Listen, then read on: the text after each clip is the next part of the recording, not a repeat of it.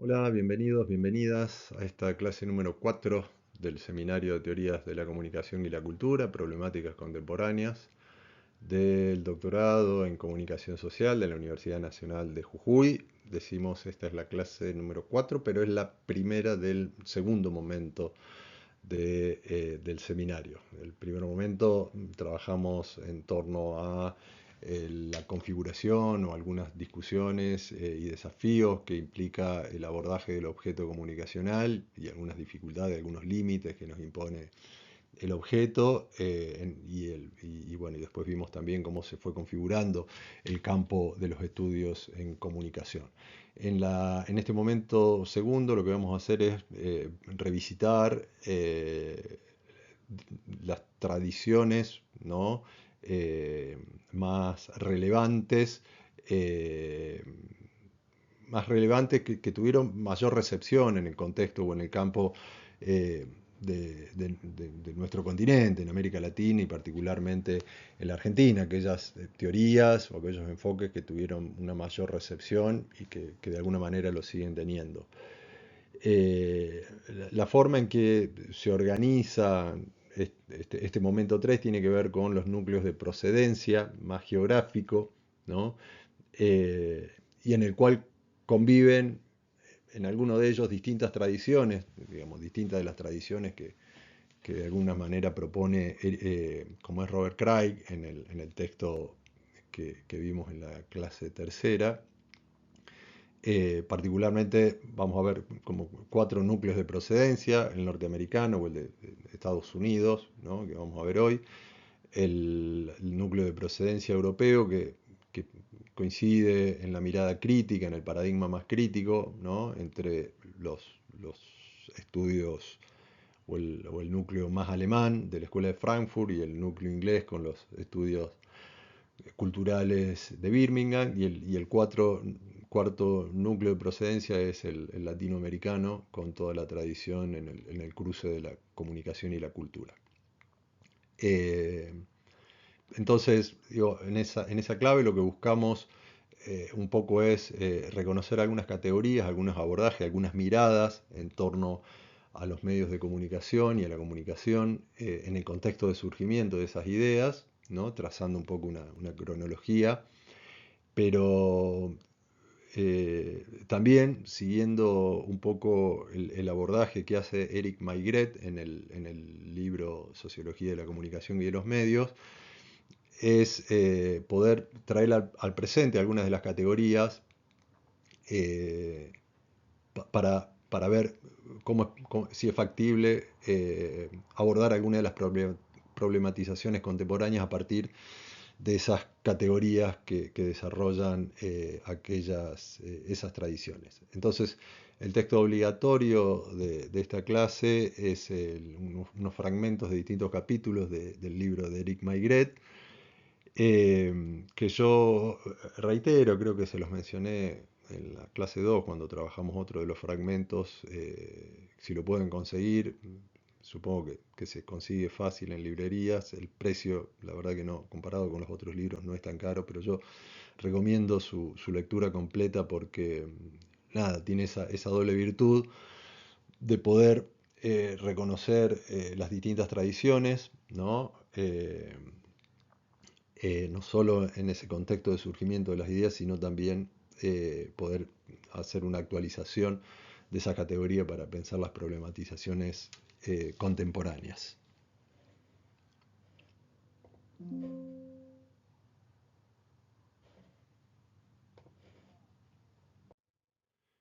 Una primera cuestión que va a plantear Maigret, eh, que lo vimos, de alguna manera lo adelantó, o es uno de los enfoques que trabajamos en el fragmento que vimos, no me acuerdo si era el prólogo o la presentación, de, de- de- de esta mirada dual, ¿no? Que hubo en torno a los medios de comunicación, ¿no? Lo que va a plantear es, bueno, cuáles fueron los antecedentes eh, y algunos de los enfoques que de alguna manera alimentaron el desarrollo de las teorías. Particularmente vamos a ver, digamos, aquellos antecedentes teóricos que de alguna manera fueron insumos para las teorías que vinieron después para desarrollar. Digamos, la mayoría de esos antecedentes tiene que ver con el abordaje social o psicosocial.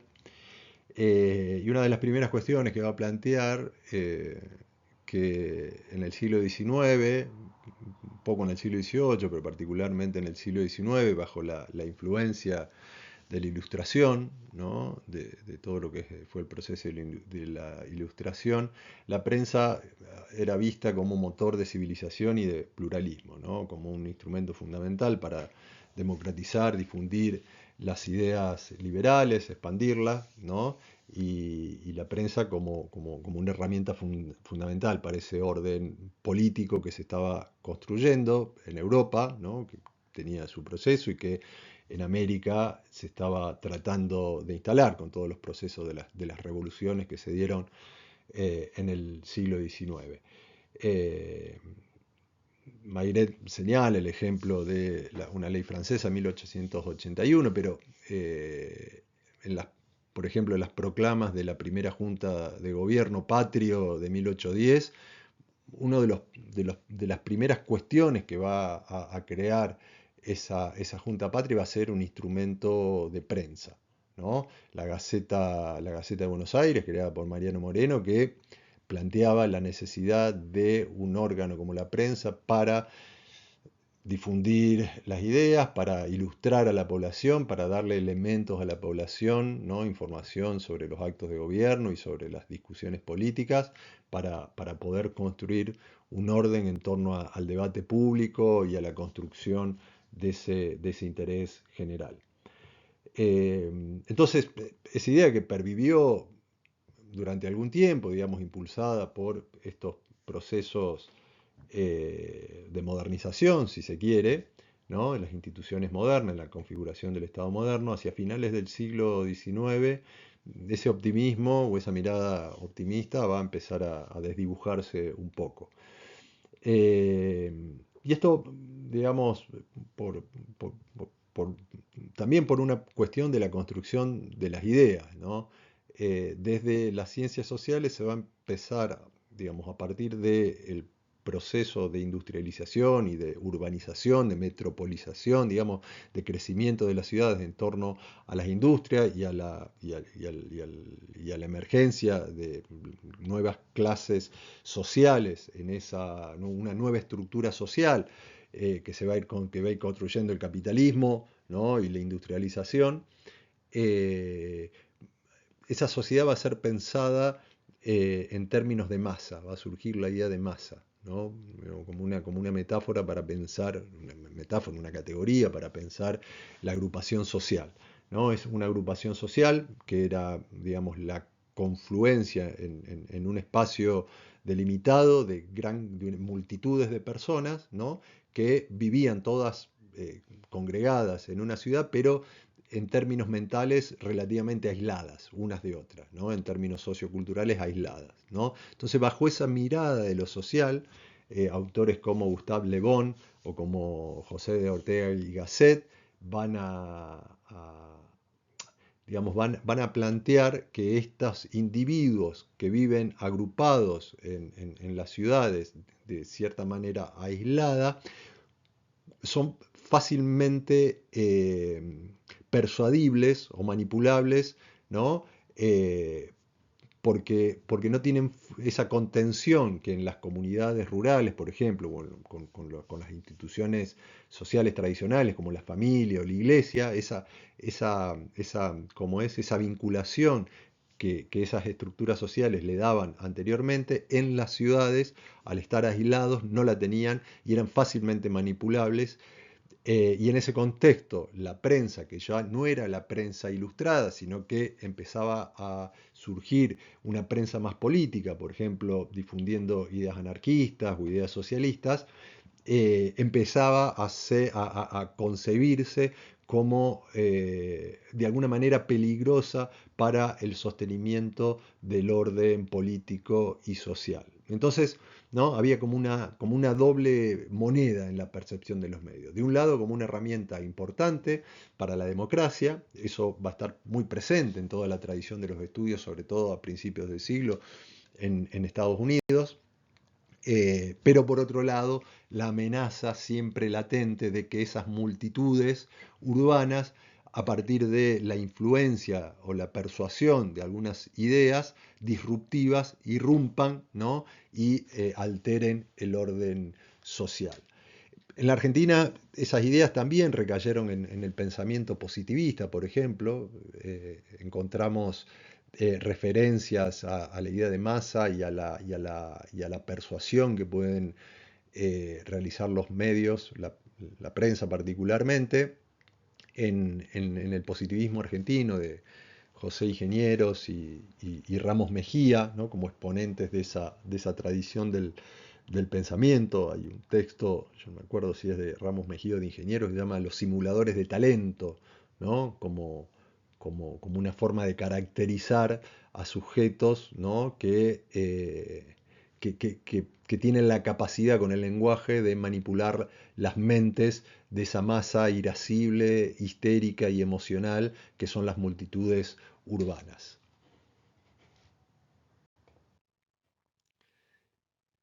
Entonces, esas ideas de Le Bon, la idea de masa, ¿no?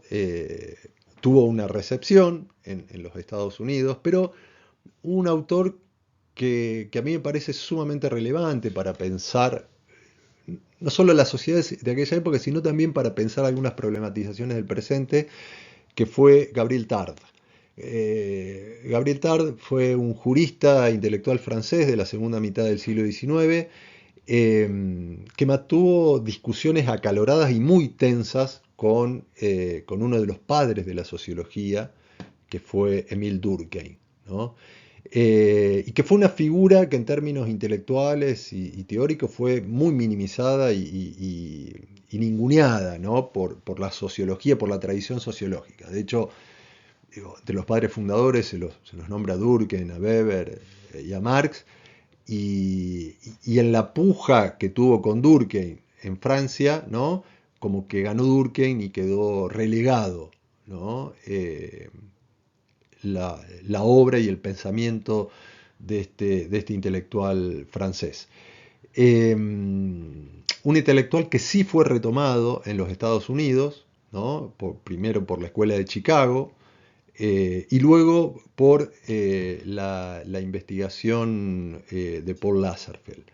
Eh, en el siglo XX, a mediados del siglo XX, un poquito más avanzado, 1960, 1970, va a ser recuperada las ideas de Gabriel Tard por Gilles Deleuze, por ejemplo, por Bruno Latour, eh, bueno, que de alguna manera le van a sacar el polvo a la teoría por el potencial y el poder y la capacidad explicativa y analítica que va a tener alguna de las categorías y algunos de los análisis de Tard para comprender la sociedad contemporánea. Que él decía ya hacia fines del siglo XIX, mire, esta sociedad que estamos viendo ya no es la sociedad de masas que describe Gustave Le Bon, sino que estamos conviviendo en una sociedad que es la sociedad de los públicos, ¿sí? Donde lo importante no es el compartir un espacio, no es el estar presentes en un espacio, ¿no? el vínculo corporal, sino lo importante es el vínculo a través de las mentes, dice. Y ese vínculo a través de las mentes lo posibilita la prensa, ¿sí? La prensa es una herramienta que mantiene las mentes de los públicos, de los individuos que viven en la ciudad, conectadas, ¿no? Entonces, a esa metáfora organicista de la sociedad que planteaba Durkheim, ¿no? La sociedad como un sistema, ¿no? como un organismo vivo, con una realidad sui generis, como decía Durkheim, que es como un organismo vivo. Gabriel Tard le va a oponer o a proponer la metáfora de una red neuronal, ¿no? Y que esa red neuronal lo que regula el funcionamiento, lo que regula a esa sociedad pensada como red, no son las funciones vitales, ¿no? Las funciones, ¿no? Durkheim después va a dar lugar al funcionalismo, que lo vamos a ver en un rato, sino que lo que activa y permite el funcionamiento y lo regula son los flujos de información, de deseos y de creencias, los cuales no dependen tanto del territorio físico, sino de los dispositivos comunicacionales, ¿no? En aquel momento la prensa gráfica. Entonces, la dinámica de la sociedad tiene en la comunicación, ¿no? un rol fundamental, ¿no? Y puntualmente la conversación, porque dice esas ideas que se transmiten, esos flujos de ideas que se transmiten a través de la prensa, él habla flujos de imitación, son activados a nivel de sociedad a través de la conversación, ¿no? Son categorías muy interesantes para poder pensar la sociedad de las redes sociales, ¿no? Él, mira, a principios del siglo XX piensa la sociedad como una red neuronal, como una red, ¿no? La idea de red la va a retomar después Bruno Latour para pensar la sociedad red o el actor red, ¿no? Entonces, me parece, digo, probablemente no la hayan entendido en su época, pero para pensar el presente es una teoría muy, muy potente, ¿no? Entonces, ¿no? La idea de red neuronal, el concepto de público frente al concepto de masa, ¿no? Y el rol de los medios y del periodismo para la creación de los públicos, ¿no? Y para construir un sentido de actualidad.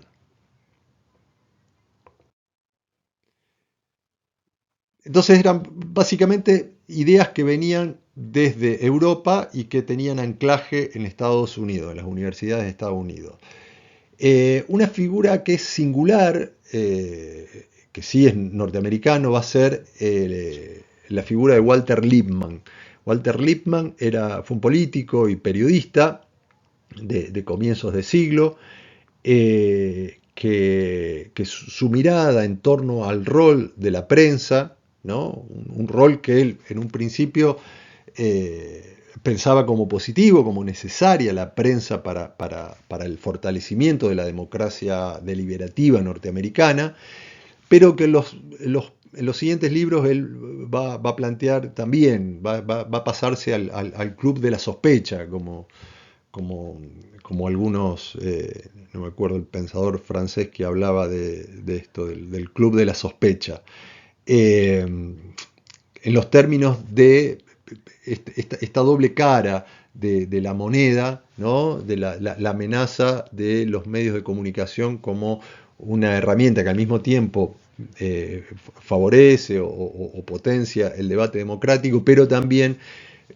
puede convertirse en una herramienta de manipulación y de persuasión, ¿no? Entonces, en el primer libro hay tres libros que son muy interesantes para poder comprender el contexto del pensamiento en aquella época, que es Libertad y Noticia en 1920, Opinión Pública en 1922 y El Público Fantasma en 1925, ¿no? Y ahí, ¿no? Hay otro autor con el cual Lippmann discute un poco, que es John Dewey, también norteamericano, que va a plantear la sociedad del gran público, ¿no? La idea de construir un público, como es un público consciente, un público ilustrado, que tenga conocimiento de los temas, de los temas de interés y que pueda debatir, ¿no? Y elegir de la mejor manera el gobierno de la sociedad, ¿no? Y lo que va a decir Walter Lippmann en el último de los libros, no, bueno, el público es un fantasma, ¿no? El público fantasma, ese público no existe, es imposible construirlo, porque básicamente el problema de la democracia norteamericana, la crisis de la democracia norteamericana, del siglo XX es un poco la crisis de la democracia, del sistema político, es en parte la crisis del periodismo. Porque dice, el periodismo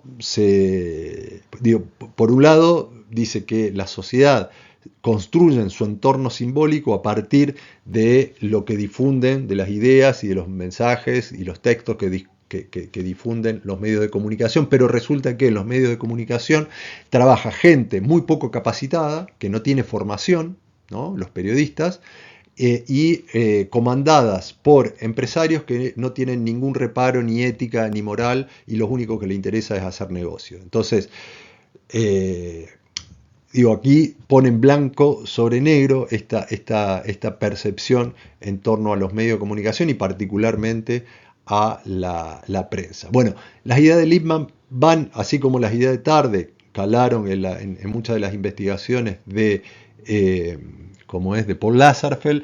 Las ideas de Walter Lippmann fueron muy importantes para, o siguen siendo citadas en toda la tradición de la construcción de agenda, por ejemplo, y en todo lo que son las teorías de emisores, ¿no? Sobre la prensa, sobre la construcción de noticias. Entonces sigue siendo una referencia, o al menos, ¿no?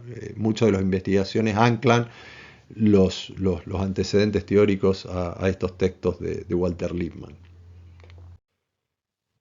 Y esta idea de condena a los efectos de los medios de comunicación, dice Eric Mayret, que no es nueva, ¿no? Que puede rastrearse la angustia social hasta la antigüedad, ¿no? Con Platón queriendo expulsar a los poetas por corromper a los jóvenes, ¿no? A partir del uso de la retórica, ¿no? Y la persuasión a través del lenguaje. También lo encontramos en las denuncias de la Iglesia Católica, en distintas encíclicas, desde la invención de la imprenta, que le quita el monopolio de la verdad a la Iglesia Católica, pero también con la radio, con algunos géneros radiofónicos o las películas, ¿no? Que de alguna manera desvían a las personas de la correcta vida cristiana, del modo de vida y modo de la ética cristiana. Entonces lo que vemos es como un patrón cíclico, ¿no? En el siglo XIX fueron los folletines y la prensa amarilla, ¿no? O la prensa política, perdón, que era perjudicial para el orden. En los años 20 fue la radionovela, ¿no? Que mantenían a las mujeres, ¿no? Fuera de sus tareas o descuidando sus tareas en el hogar por escuchar las radionovelas. En los 50 el rock and roll, ¿no? Que de alguna manera perturbaba las mentes de los jóvenes y los volvía rebeldes. Hoy son, o hace un tiempo, eran los videojuegos y la internet, ¿no? Y en la actualidad esa sospecha o esa amenaza también aparece con las redes sociales y con como es con la inteligencia artificial, ¿no? Bueno, eso es parte de esa mirada de alguna manera apocalíptica, ¿no? Que en algunos de los textos nos planteaba Eric Mayret. La constante es que los medios operan en general, uno podría decir, digo, podría arriesgar una hipótesis, al menos la hipótesis que plantea Mayret, que los medios siempre son chivos expiatorios ante mutaciones y transformaciones del orden social, ¿no? Del orden de las sociedades, eh, y se le echa la culpa de grandes males de la sociedad contemporánea a los medios de comunicación.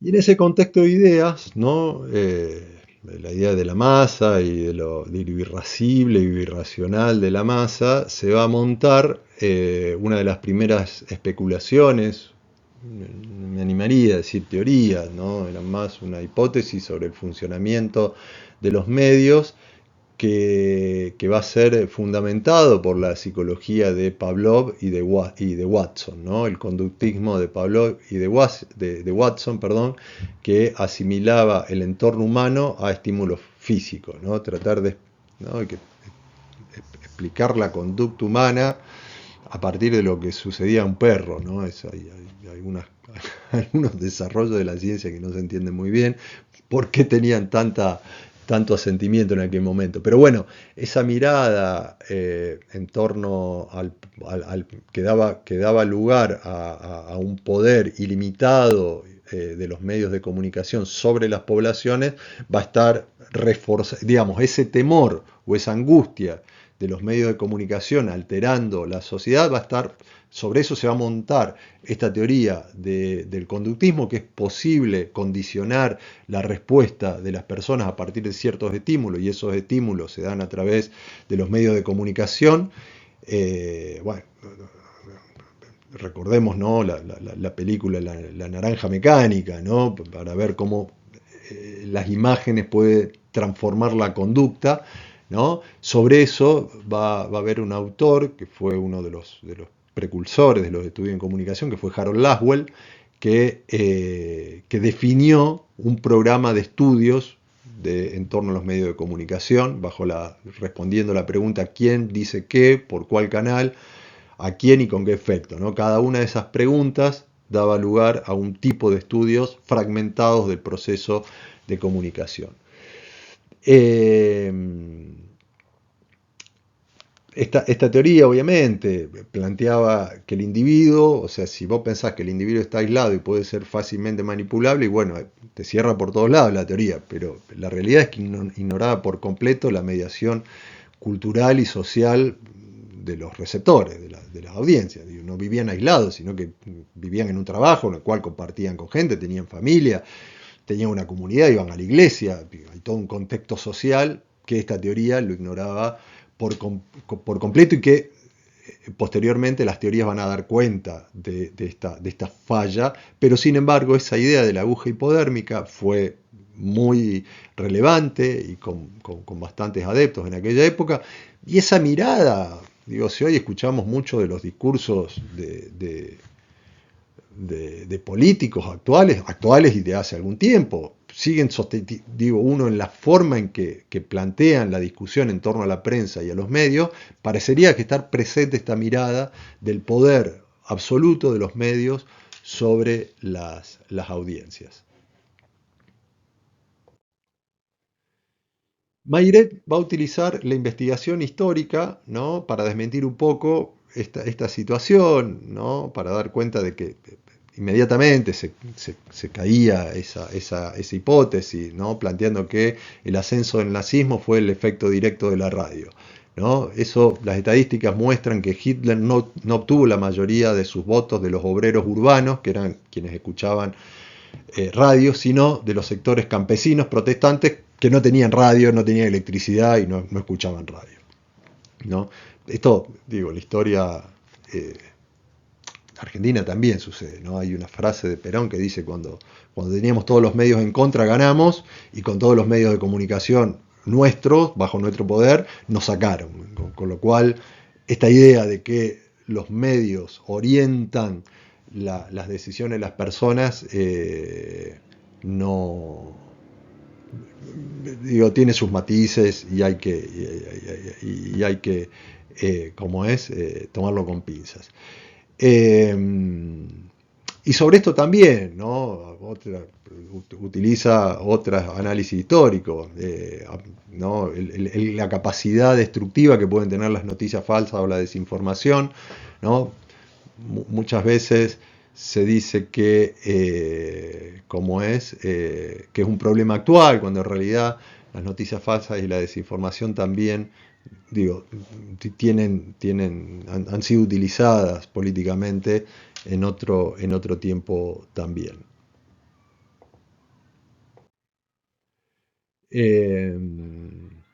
Bueno, ahí en el texto Mayret distingue distintos niveles de falsedad, ¿no? La desinformación, el rumor o las fake news, estas mentiras intencionales que están apoyadas por los motores de búsqueda, ¿no? Y que buscan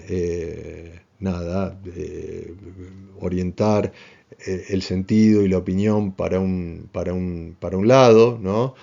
Hay un montón de cosas escritas en torno al problema de Cambridge Analytica y su intervención en el Brexit y en la elección de los Estados Unidos del 2016, y muchos que afirman que fueron a través de las noticias falsas divulgadas a través de Facebook y de redes sociales la fuente principal, o digamos la herramienta fundamental que hizo que gane Trump. Sin embargo, los estudios empíricos sostienen que solo para el 14% de los ciudadanos esas noticias falsas tuvieron un impacto real en la decisión de votar a Trump o votar a, no me acuerdo si era Hillary Clinton, la que estaba como contrincante en aquella época, pero los que votaron a Trump ya tenían la idea de a quién votar, ¿no? En todo caso, lo que hicieron estas noticias falsas fue reforzar su posición, no modificarla. Y eso, de alguna manera, fue algo que ya en la década de 1940 había planteado o había descubierto Paul Lazarsfeld con los primeros estudios empíricos, ¿no? Lo que hace Paul Lazarsfeld, la virtud que tiene Paul Lazarsfeld, es de dejar las especulaciones más filosóficas para pasar a la investigación más empírica, ¿no? Tratando de codificar a través de estadísticas y encuestas las conductas en indicadores matemáticos. Y ese giro, ¿no?, permitió observar y dar cuenta de otras realidades, de otras miradas en torno a cómo funcionaban los medios de comunicación. Hay un primer estudio bueno, que se la reconoce, que, ¿no?, aparece en todos los manuales eh, de teorías de la comunicación, que es el estudio publicado con el nombre de People Choice, El pueblo elige, de 1944, un estudio que se realizó en el condado de Erie, en los Estados Unidos, tratando de dar cuenta de qué es lo que había definido el voto en la elección presidencial, ¿no? Se le había preguntado, no me acuerdo si a 600 personas, previo a la campaña, durante la campaña y al final de la campaña, ¿no?, preguntarle cómo su decisión en torno al voto, y lo que encuentra es que aquella persona que al principio de la campaña dijo que iba a votar a A, al final de la campaña votó a A, y la que dijo que iba a votar a B, votó a B. O sea, como que la campaña publicitaria, propagandística, no modificó la decisión del voto en las personas. Y que ese voto no es producto de campañas de prensa, sino que eh, tienen, digamos, tienen una mayor motivación en cierta estructura social profunda del individuo, lo que tiene que ver con la clase, la inserción económica, la pertenencia geográfica y la religión, ¿no? Entonces eso de alguna manera también iba a desmontar la hipótesis de unos medios de comunicación todopoderosos. Otro concepto importante de Paul Lazarsfeld, que también lo podemos traer a la actualidad para pensar algunas problematizaciones actuales, es la teoría del flujo de comunicación en dos pasos, ¿no?, o en dos escalones, el two-step flow, que va a plantear que la influencia mediática a menudo es más débil que la influencia interpersonal, ¿no? Los mensajes en general los mensajes que tienen mayor penetración son aquellos que son eh, reproducidos que la gente los escucha a través de lo que denominan los líderes de opinión, ¿no?, que son guías, ¿no?, personas que son guías por prestigio, por reconocimiento, por una cuestión tradicional o lo que fuere, dentro de grupos primarios como la familia, los amigos, el trabajo, ¿sí? Hoy pensamos en líderes de opinión, gente que habla en la televisión, pero lo que estaba planteando, como es Lazarsfeld en aquella época, que en una familia el padre puede ser líder de opinión, en la congregación el pastor puede ser un líder de opinión, en el trabajo puede ser un compañero o el jefe de la empresa. Es decir, hay personas que filtran, ¿no?, que hay un primer paso de filtración de los mensajes de los medios, pero la influencia más fuerte no es la influencia de los medios, sino la influencia interpersonal por estos líderes de opinión. En el presente estas figuras se actualizan, ¿no?, con la idea de los influencers, ¿no? Uno podría pensar a partir de la categoría del líder de opinión y de todos los estudios de Paul Lazarsfeld, y de hecho se lo hace, lo que son los influencers en redes sociales, ¿no? Aunque la influencia actual no es tanto en cuanto a ideas políticas, ¿no?, sino más bien estilos de vida o cuestiones orquestadas a través del marketing, ¿no? Pero bueno, ahí podemos encontrar alguna referencia teórica para poder pensar el fenómeno del influencer, ¿sí?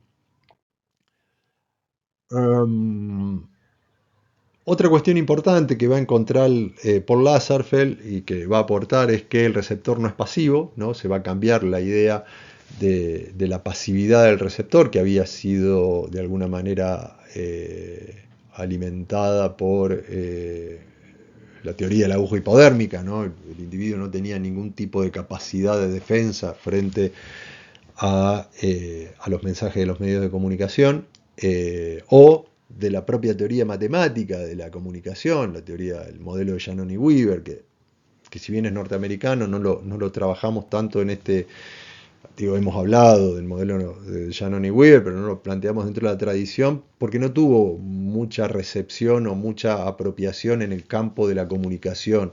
Digo, sí se utiliza en informática, en otras cosas, pero en el campo de la comunicación, en contexto latinoamericano, no ha sido tomado. El único libro es el de Pascual y que lo toma al principio, pero es para cuestionar la teoría matemática. Digamos, como una teoría no se adapta. Bueno, en esa aparecía el receptor como una figura pasiva. Lo que va a decir Lazarsfeld es que el receptor no es pasivo, ¿no? Sino que posee una especie de escudos cognitivos que que de alguna manera no permiten comprender estos procesos de manipulación a través de la prensa. Uno que es la exposición selectiva, las personas se exponen a mensajes que están más de acuerdo con lo que piensan, ¿no? Seleccionan qué ver, ¿sí? La percepción selectiva de lo que ven, interpretan la información para evitar disonancias, o sea que las interpretan a partir de su contexto, de su forma de pensar, y hay una retención selectiva también, que recuerdan, ¿no? Olvidan todo aquello que contradice su marco ideológico y conservan, ¿no? Aquellas ideas que refuerzan ese marco ideológico.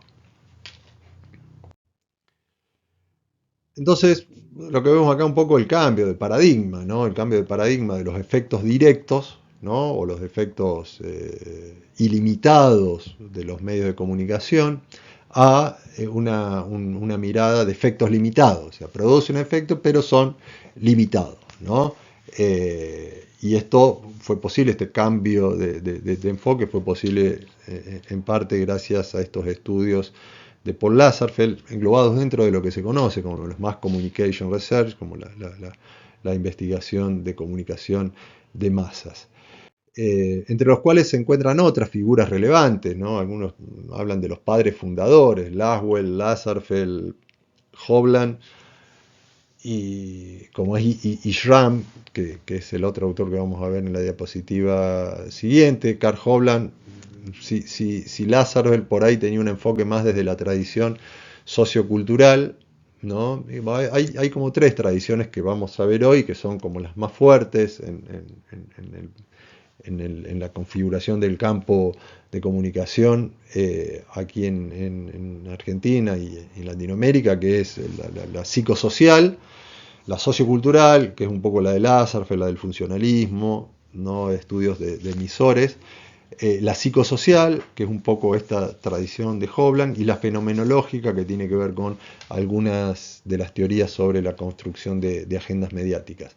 Bueno, lo que Carl Hovland va a plantear es que tampoco los medios influencian por un mensaje que se transmita a través de los medios. Es más, dice, es distinta la persuasión que puede producir una radio, un mensaje en la radio, un mensaje en la TV o un mensaje interpersonal, que gran parte de la persuasión tiene que ver con la fuente, quién dice ese mensaje. Hay criterios de credibilidad, atractivo, similitud, empatía, ¿no? Que hacen que un mensaje sea más creíble que otro, o sea más persuasivo.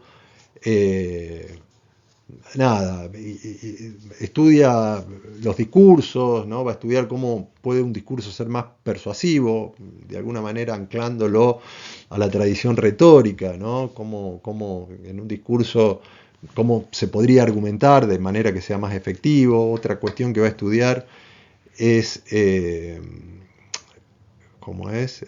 tema de las películas que les pasan a los soldados antes de ir a la guerra. Por ejemplo, creo que va a la guerra de Corea, Entonces le llama la atención que a los soldados que van a la guerra le pasen películas, ¿no? Que de alguna manera estimulan, ¿no? El valor y el rol y el compromiso que asumen con ir a ese conflicto armado. Eh, y el receptor también tiene que ver, la audiencia, ¿no? A qué tipo de audiencia uno se dirige, si es inteligente, si es, ¿no? Nada, cómo medir también la cuestión de la reacción de las personas. Bueno, ahí va a haber todo un foco de estudios en torno a la persuasión que tiene que ver con eso. Y finalmente, el tercero o cuarto de los padres fundadores de lo Mass Communication Research es Wilbur Schramm, que a mí me parece que es bien relevante. Primero, bueno, en cuanto al modelo que él plantea, va a ser el primero que plantea un modelo más circular de la comunicación, en la cual el receptor y el emisor son figuras que se intercambian, no son figuras fijas, no son roles fijos. Aparece el campo de la experiencia compartido, ¿no? No basta hablar un mismo lenguaje, sino que tiene que haber un campo de experiencia compartido, podríamos decir, de cultura compartida para que esa comunicación se pueda dar de manera fluida y de manera más efectiva. Schramm es una figura relevante porque institucionaliza dentro de las universidades los estudios en comunicación, creando carreras de comunicación en las universidades de Estados Unidos, pero también porque tuvo un rol central en la UNESCO, ¿no? en la Organización de Naciones Unidas para la Educación, la Ciencia y la Cultura. Hay muchas publicaciones de él en la década de 1950.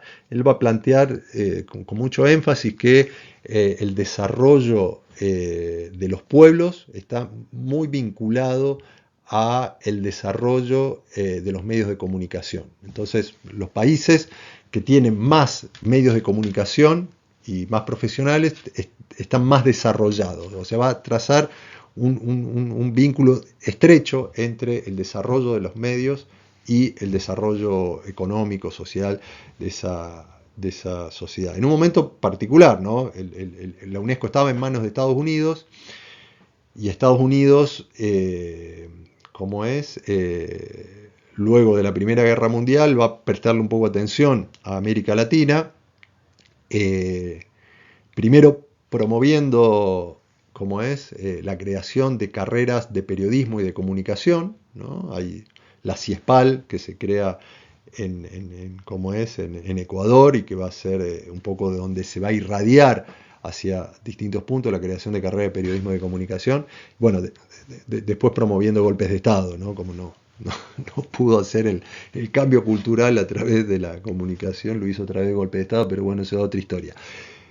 En ese primer como es, apuesta de Estados Unidos por promover el desarrollo, la UNESCO y la figura de Schramm fue muy relevante porque estas teorías que se desarrollaban en Estados Unidos van a ser bajadas, ¿no? Van a ser la bibliografía que van a utilizar las primeras carreras de comunicación en América Latina y de alguna manera, ¿no? El campo de comunicación latinoamericano va a surgir o se va a desarrollar como una crítica, ¿no? a las teorías norteamericanas, ¿no? Luis Ramiro Beltrán y todos los teóricos que de alguna manera van a cuestionar estas teorías foráneas para comprender la comunicación o los procesos de comunicación en los contextos locales. La siguiente línea de investigación, también impulsada por Lasserfeld, pero también por otros sociólogos, una teoría de una tradición claramente sociocultural, va a ser el estructural funcionalismo, que va a pensar los medios de comunicación ya no desde los efectos, sino desde el rol institucional, ¿no? Cuáles son las funciones que cumplen los medios de comunicación en la sociedad, entendiendo que cumplían una función relevante. Entonces, para el funcionalismo, los medios de comunicación no son instrumentos con poder de manipulación, sino que cumplen funciones sociales dentro de un sistema, ¿no? La idea del funcionalismo y de esta teoría viene un poco de los orígenes del funcionalismo, de Auguste Comte o de Emile Durkheim, la antropología de Radcliffe Brown o de Malinowski, planteando la idea, ¿no? de que la sociedad convive en múltiples sistemas y esos múltiples sistemas funcionan de manera, como es, digamos, interrelacionada para mantener el orden y la estabilidad de ese sistema, ¿no? Hacia adentro, pero también evitando que factores externos a ese sistema puedan alterar como es el sistema social. Y en ese sentido, ubiquémonos, digamos, plena Guerra Fría, ¿no? Lo que va a dar esta teoría es de alguna manera una legitimación de los medios como herramientas fundamentales, primero, para evitar que las ideas comunistas empiecen a ingresar al sistema y perturben el sistema de la sociedad norteamericana. Primera función, supervisión y vigilancia del entorno. El segundo, correlacionar las distintas partes de la sociedad, ¿no? En respuesta a esa amenaza del entorno, es decir, mantener o asegurar la cohesión social frente al enemigo. Y tercero, la transmisión de la herencia cultural, transmitir ciertos sistemas de valores, ¿no? El American Way of Life, como una forma también de asegurar la estabilidad del sistema, ¿no? Van a plantear también otras funciones, la de entretenimiento. Los medios mantienen a la sociedad entretenida y estable, ¿no? Eso, el entretenimiento en cierta medida le da estabilidad, no en exceso, porque en exceso puede producir un efecto negativo o una disfunción, lo que hablan de disfunción, ¿no? Narcotizante, mantener entretenida. Entonces, sobre estas funciones, Maigret hace algún tipo de análisis más actual como para poder trabajarlas, ¿no? Eh, Podemos pensar en la sobreinformación en el contexto de la sociedad de la información, en qué medida la sobreinformación, ¿no? Tener tanta información disponible nos satura un poco la capacidad de acción, ¿no? Como una forma de disfunción, ¿no? Estar informado está bueno porque uno puede opinar, puede tener un criterio en la discusión pública, puede tomar decisiones más inteligentes, pero tener mucha información a veces paraliza la capacidad de acción política o también la capacidad de acción personal, ¿no? Entonces, nada, hay algunas cuestiones de lo actual. Podríamos hacer un análisis de cuáles son las funciones en la actualidad, ¿no? Si el entretenimiento, ¿no? Es una función. Hay todo un desarrollo de Omar Rincón acerca de la política pop, ¿no? Cómo el entretenimiento se mezcla con la política, se funde con la política, ¿no? Entonces, nada, uno podría hacer análisis a partir de estas categorías, ¿no? De la mirada más sistémica como es de la sociedad, para poder pensar cuál es la dinámica de los medios en términos macro dentro de la sociedad contemporánea. Si la idea inicial, ¿no? Fue como generadora de inmediata influencia en una relación de estímulo-respuesta, ¿no? Con la teoría de los usos y gratificaciones va a terminar de ser descartada esa idea. Ya estaba descartada con la idea de los dos escalones, con la idea de la recepción selectiva. Una teoría que va a surgir en los años 60 y 70 va a ponerle más límites a esa mirada, ¿no? ¿En qué sentido? En el sentido de que, digamos, en primer lugar, se va a dejar de tratar de preguntarse por lo que hacen los medios con las personas, ¿no? Los efectos, a pensar qué hacen las personas con los medios, ¿no? ¿Para qué miran televisión? ¿Para qué leen los diarios? ¿Cuál es el sentido de escuchar radio? ¿No? Y lo que va a decir Elihu Katz, es que ni siquiera el mensaje más potente de los medios de comunicación puede influenciar a un individuo que no se sirva de él en el contexto sociopsicológico en el que vive. Es decir, la persona, un mensaje no va a tener ningún efecto si la persona no siente en el uso y en el consumo de ese mensaje algún tipo de gratificación, ¿sí? Entonces, de ahí la idea de usos y gratificaciones. La gente utiliza los medios de comunicación porque siente alguna gratificación, porque cumple alguna necesidad. Hay ciertas necesidades, algunas que son impuestas por la sociedad, otras son psicológicas, individuales, que los medios de comunicación satisfacen, ¿sí? básicamente esa es la clave, ¿no? No sé, digo, hay necesidades naturales, ¿no?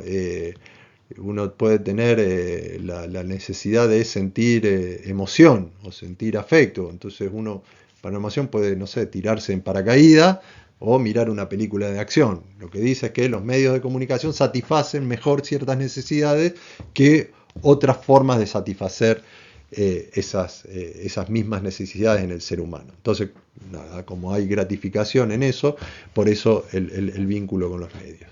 Entonces hay necesidades afectivas, personales, ¿no? De integración social, ¿no? A partir de la investigación, que es básicamente una investigación más, digamos, encuestas y entrevistas a receptores, dan cuenta de esta nómina de necesidades.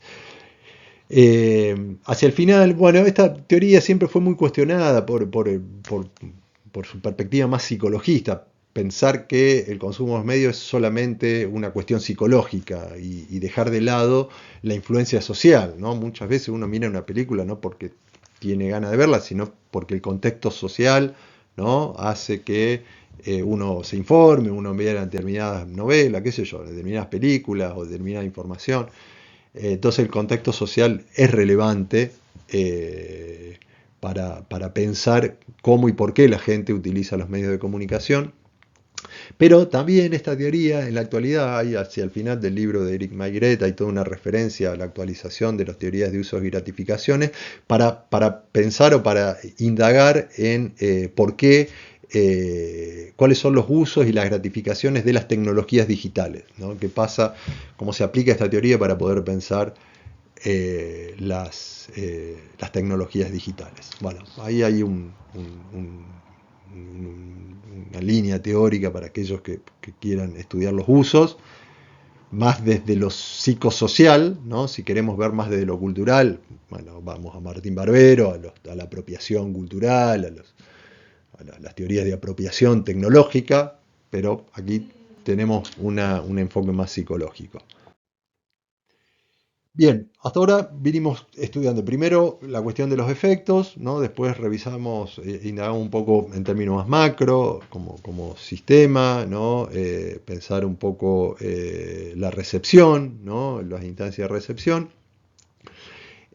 Hacia la década de 1970, 1980 va a empezar a estudiarse eh, a los emisores, ¿no? Se desarrolló lo que se denomina la sociología de los emisores, empezar a indagar particularmente los programas informativos, primero la prensa gráfica, ¿no?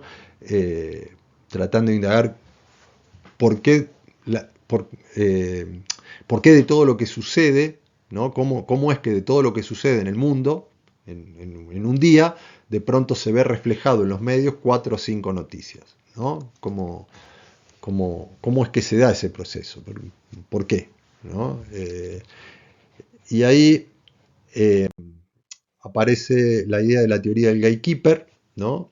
Gatekeeper es un anglicismo que es como guardián de la puerta o portero, ¿no? A veces el arquero en fútbol le dicen también gatekeeper, el guardabarrera, a veces también el gatekeeper, ¿no? O el portero de un edificio, ¿no? Es una especie, digo, con la figura esta de gatekeeper se hace referencia a los filtros, ¿no? que hay en toda empresa periodística que hace que de los millones de cosas que suceden en el mundo de pronto se conviertan en noticia 10 o 8. ¿Sí? Bueno, ¿qué es lo que sucede? Que hay una mente maestra que dice esto es noticia, esto no. Lo que va a encontrar esta teoría, con todos quienes, digamos, con este desarrollo teórico, es que hay una serie de filtros en el funcionamiento periodístico que hacen que algunos que son técnicos, algunos sí son políticos, ideológicos, otros tienen que ver con la cuestión de mercado, ¿no? de la propia audiencia, que de alguna manera marca cuáles son los temas que tienen que ser noticias. Otros tienen que ver con la competencia, si lo trata la competencia yo también lo voy a hacer porque no me puedo quedar atrás. Entonces, nada, lo que va a dar cuenta David White, que es uno de los autores principales, es que aparecen distintos filtros, algunos que son técnicos, otros ideológicos, otros son más subjetivos, que van a explicar por qué de todos esos acontecimientos solo algunos terminan siendo noticia. Eh, Nada, esto también para desmistificar esto, como que hubiera una mente global que define cuáles son las noticias que aparecen, ¿no? Hay criterios que tienen que ver con el funcionamiento de los medios de comunicación. La teoría del gatekeeper no solamente nos da estas conclusiones, sino también una metodología para poder analizar cómo se produce el filtro informativo en los medios actuales, ¿no? Hay un montón de tesis, investigaciones a nivel local que echan mano a la teoría del gatekeeper para poder investigar a las, ¿cómo es? A las organizaciones, a las empresas periodísticas. Eh, en los estudios sobre emisores, bueno, básicamente el gatekeeper va a poner el énfasis en la selección, cómo se seleccionan, ¿no? Los acontecimientos para, como es, incluirlos como noticias. Eh, una segunda línea de estudios en torno a los emisores va a ser el newsmaking, con la teoría conocida como newsmaking, también anglicismo, noticias y producción, ¿no? O hacer cómo se hacen las noticias, podríamos traducirlo. Entonces, digo, la noticia no es algo que uno la ve en la calle, tiene un proceso de construcción. Las empresas periodísticas lo que hacen es tomar una piedra bruta, ¿no? Que puede ser un hecho social, ¿no? Un choque, una pelea, un crimen, ¿no? Y a partir de todo un proceso productivo en el que intervienen un montón de personas, se construye lo que finalmente es la noticia y es la que le llega a las audiencias, ¿no? Bueno, en todo caso, digo, esta teoría nos da herramientas para poder pensar cómo se produce, cómo es el proceso de producción informativa, qué personas participan, cuáles son los conocimientos que ponen en juego en la construcción o los saberes que se ponen en juego para la producción de noticias. Hay una cuestión muy importante, me parece relevante, que son la idea de valores noticia, que también involucra en la selección, cómo se selecciona un hecho. Y bueno, ahí tiene que ver ciertas características del hecho que hacen que pueda ser noticiable, ¿no? Los hechos noticiables.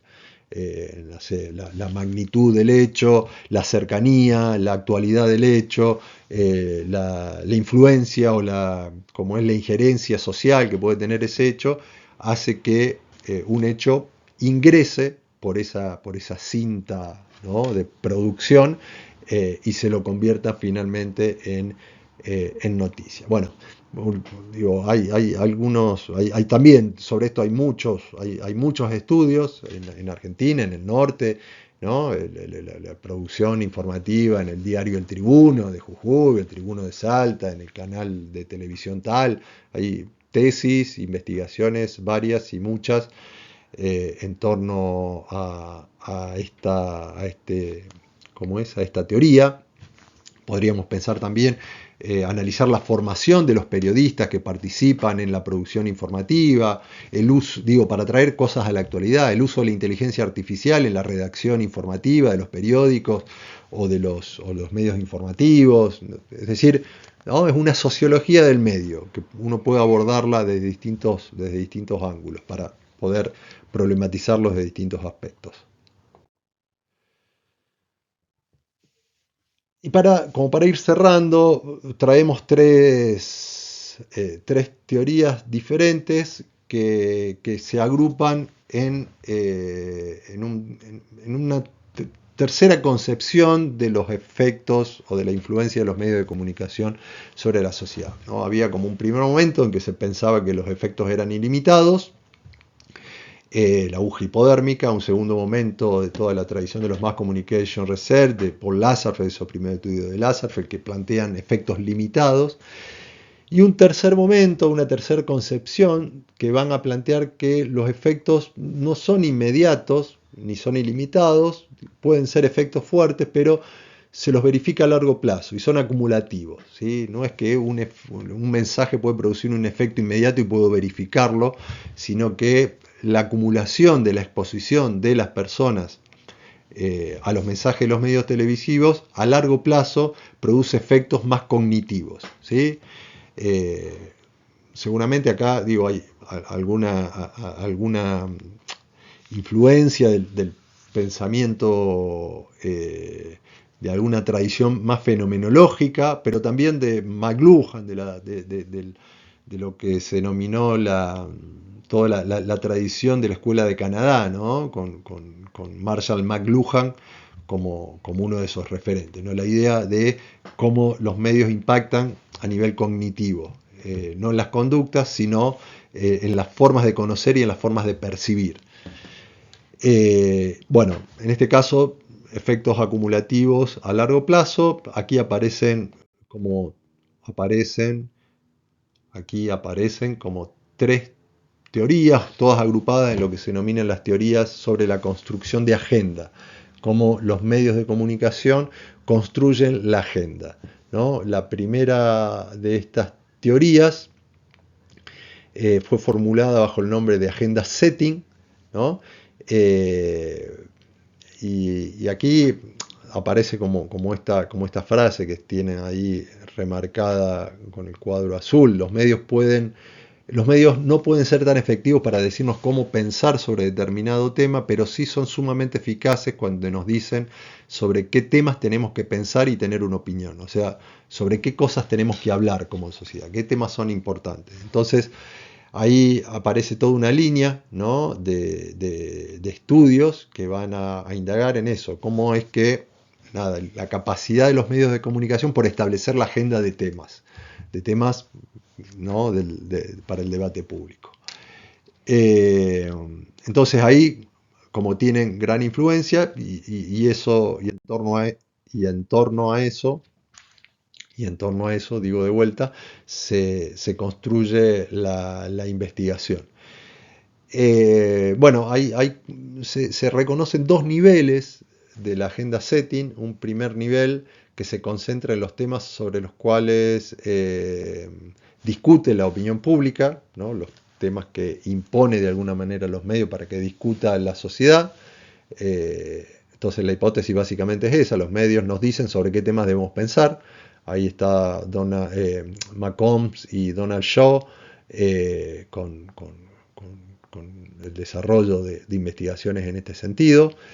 Eh, Básicamente se comprueba la hipótesis o la teoría de la agenda setting cuando aquellos temas que la sociedad, que la gente dice que es importante, son los temas que aparecen en la tapa de los medios de comunicación. Digamos, cuando vos le preguntás a una persona, bueno, ¿cuál es el tema más importante de la actualidad o el tema más importante hoy? Te dicen, no sé, Adorni y la marcha universitaria. Y vos ves los diarios, bueno, en aquel momento se veía en la tapa de los diarios, aparecía en la tapa del diario el juicio de Adorni o los problemas de justificación de su patrimonio de Adorni y la marcha universitaria. Entonces ahí se comprueba esto de que los temas de agenda, que aquello que la gente entiende que es lo más importante, es más importante porque aparece con esa relevancia en los medios de comunicación. Y el segundo nivel, que va a discutir un poco esto de que los medios no son tan relevantes como para decirnos cómo pensar acerca de un tema, va a ser la denominada teoría del framing, ¿no? Y esta teoría del framing o agenda framing va a investigar sobre los aspectos o los atributos sobre los cuales enfatizan los periodistas al informar sobre determinados hechos. Es decir, la primera buscaba indagar en el modo en que son puestos en relevancia algunos temas, porque te decía, hay algunos temas que la prensa lo pone en la tapa y hay otros temas que la prensa lo pone en la hoja número 5, y algunos temas que la prensa le dedica 10 minutos en un canal de televisión y temas que le dedica un título de 3 segundos. Entonces, esa relevancia que le dan los medios es coincidente con la relevancia que le da a las personas, que le asignan las personas. Pero el segundo nivel va a ir sobre los atributos, ¿sí? Lo que dicen es que los medios de comunicación le dan un marco interpretativo particular a las noticias y ese marco interpretativo muchas veces después se reproduce en las personas. Esta perspectiva, que es más bien contemporánea, ¿no? A partir de los 90, pero sigue siendo actual, ¿no? Da cuenta de eso, de cómo hay determinados medios que le dan un marco de interpretación particular a un hecho, ¿sí? Esto viene un poco de la tradición más fenomenológica, viene de Irving Goffman, de la microsociología, o del interaccionismo, digamos, de ese enfoque más micro, y lo va a retomar Robert Entman, ¿no? Para dar cuenta de esto, cuáles son los encuadres que determinados medios de comunicación hacen de determinado tema. ¿Sí? Bueno, vos enfocás una marcha, ¿qué encuadre le das? ¿Le das un encuadre de conflicto? Bueno, ¿por qué? Y porque enfocás dentro de una marcha, enfocaste a tres que estaban tirando piedras o estaban tirando una molotov y no le diste el encuadre, ¿no? Más de movilización social, mostrando los, no sé, 200.000 personas marchando en paz.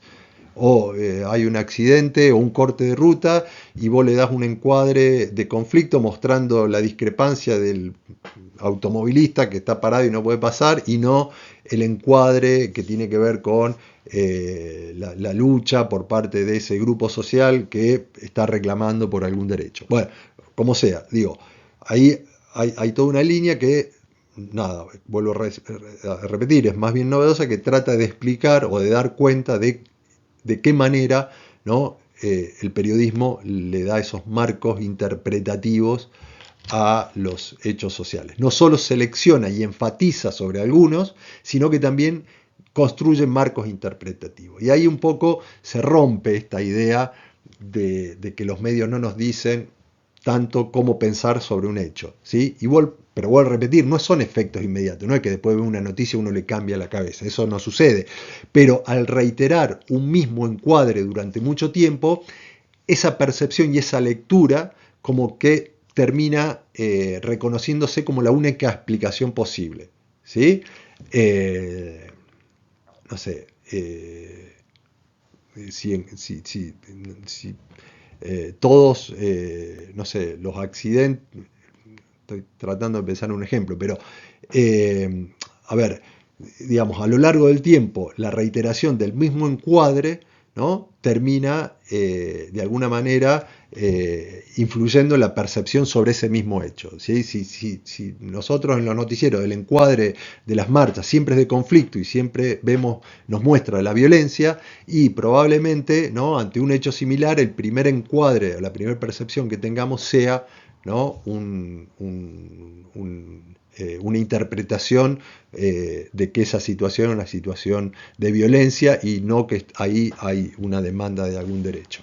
Bueno, esta teoría ha sido utilizada mucho para analizar algunos encuadres de algunos medios o de algunos hechos particulares o de algún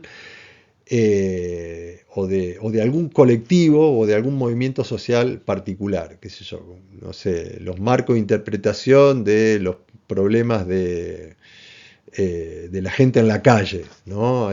¿No? Y ahí hay bastante elementos como para indagar en ese sentido, y que nos dan herramientas para analizar.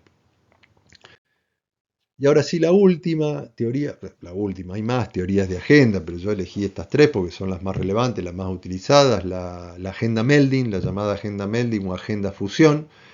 Si en la agenda setting daban cuenta del poder de los medios de comunicación para instalar los temas que después la sociedad los discute, y en la agenda framing o el marco o el encuadre noticioso nos definía cómo pensar o cómo interpretar determinado hecho.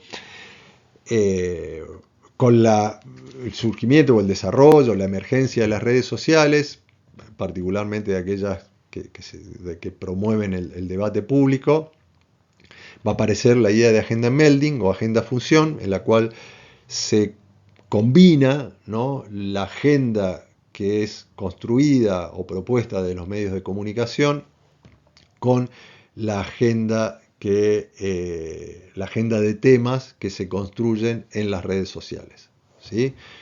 y cómo se dan los cruces, cómo muchas veces los temas que proponen los medios penetra en las redes sociales o en los social media, ¿no?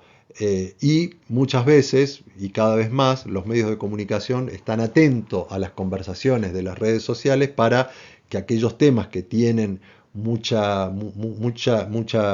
es mucha conversación, ¿no? Son trending topic, ¿no? Terminan siendo temas para los medios tradicionales. Entonces la agenda melding un poco nos permite indagar, entre otras cosas, ¿no? Entre otras cosas, porque hay muchas otras herramientas, la idea de la burbuja de filtro, eh, que, o las burbujas de eco, ¿no? Que permiten indagar algunas de las dinámicas informativas contemporáneas. En torno a esto hay un libro que es bien interesante. Este es medio viejito, hay otro que es más nuevo que retoma tanto Ernesto Calvo como Natalia Aruguete, que trabajan sobre la cuestión de agenda melding. Este texto debe ser del 2019, por ahí, es viejito, pero tienen otro más nuevo. Este se llama Tarifazo, medios tradicionales y fusión de agenda en redes sociales. El libro, digo, por ahí es un hecho muy viejo, ¿no? El tarifazo en la presidencia de Mauricio Macri, pero tiene una parte teórica y metodológica que de alguna manera, digamos, explica cómo abordar esta idea o esta teoría de la agenda melding para indagar en la construcción de la agenda, esta fusión de agenda entre las redes sociales y los medios tradicionales.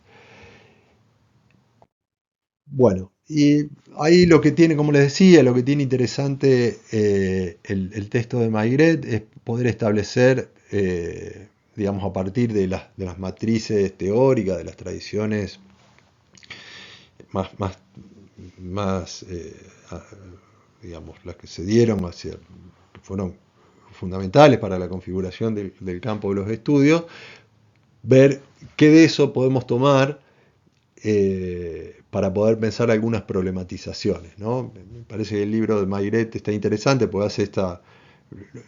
No es que aparecen después, sino que va combinando. En el último capítulo hace como una cuestión más propia de lo que está estudiando el campo actual. Pero en los otros capítulos lo que vamos a ver es un diálogo entre las categorías en su contexto de surgimiento y las categorías problematizadas a partir de situaciones actuales, ¿no? Bueno, el líder de opinión con el tema del influencer, el portero, ¿no? La idea de portero y del gatekeeping con la idea de lo algoritmo, como hoy eh, la figura, ¿no? Que el filtro, hay un filtro que es totalmente oscuro, que es el algoritmo que define lo que vamos a ver o lo que no vamos a ver a partir del perfilamiento que se hace de nosotros, que nos interesa, que no, según nuestros intereses, nuestros gustos, la ideología que rastrea ese algoritmo. Bueno, las cámaras de eco, las burbujas de filtro para pensar la exposición selectiva, ¿no? Cómo estamos en burbujas, ¿no? Estamos con gente que piensa igual que nosotros y creemos que todo el mundo piensa así, y del otro lado hay otros que piensan de la manera contraria, pero como están, no hay un diálogo entre las dos posiciones, cada uno habla en su burbuja, creemos que el mundo es la burbuja en la que nosotros estamos y que no hay otra burbuja por otro lado pensando y diciendo otra cosa distinta. Bueno, hay también, ¿no? Para la exposición selectiva, para pensar las cámaras de eco, las burbujas de filtros algorítmicas, nos sirven también. Los valores noticias, por ejemplo, antes las noticias de los periódicos se regían por los valores de noticiabilidad que la teoría del newsmaking la proponía o la había logrado recuperar preguntándole a los jefes de redacción cuáles eran esos criterios. Hoy las métricas del engagement, ¿no? El diseño algorítmico para la viralidad es lo que marca, ¿no? Vemos cuáles noticias tienen más lecturas y en virtud de eso las publicamos, ¿no? Gran parte de los sitios informativos, los sitios web informativos, no tienen un criterio de noticiabilidad como el que veíamos antes de la prensa escrita, sino que ven las métricas y aquella información, aquellos temas que tienen más vistas y más visitas, terminan estando más arriba o terminan teniendo una presencia en el medio. Bueno, más o menos con eso cerramos. este recorrido vertiginoso eh, y discreto y fragmentario, obviamente, por la tradición norteamericana, que como les dije, es la más rica en su diversidad y en su sistematicidad, ¿no? Con cantidades y cantidades de investigaciones y de producciones. Pero bueno, con esto terminamos en Norteamérica y con esto también termina mi función como a cargo de las clases, ¿sí? Yo estuve a cargo de la elaboración eh, de, de las clases hasta ahora, de la clase de la 1 hasta la 4. A partir de la clase que viene va a estar a cargo el profesor Iván Lelo, específicamente. Yo, digamos, voy a seguir, digo, metiéndome en el aula virtual, viendo los comentarios generales, ¿no? Y particulares de las 4 clases esta que vimos, pero ya en cuestiones más específicas, más puntuales del desarrollo de los contenidos de las 4 clases que siguen, ahí me parece que más dialogar con el profe Iván Lelo. Y para consultas generales, ¿no? De aspectos más administrativos o generales, ¿no? El foro de consultas que está en la pestaña de presentación, ahí lo leemos tanto el profesor Lelo como yo, ¿sí? Las clases, lo puntual de cada clase, los foros y la actividad de cada clase, lo trabajamos cada profe, pero el foro general lo trabajamos los dos. Así que bueno, con esto me despido, espero que les haya aportado en algo, que alguna de las expectativas que tenían al cursar este doctorado o este curso hayan sido satisfechas. Y bueno, nos seguimos encontrando en el aula virtual y en cualquier espacio presencial de algún congreso o algo. ¿Sí? Un saludo a todos y todas.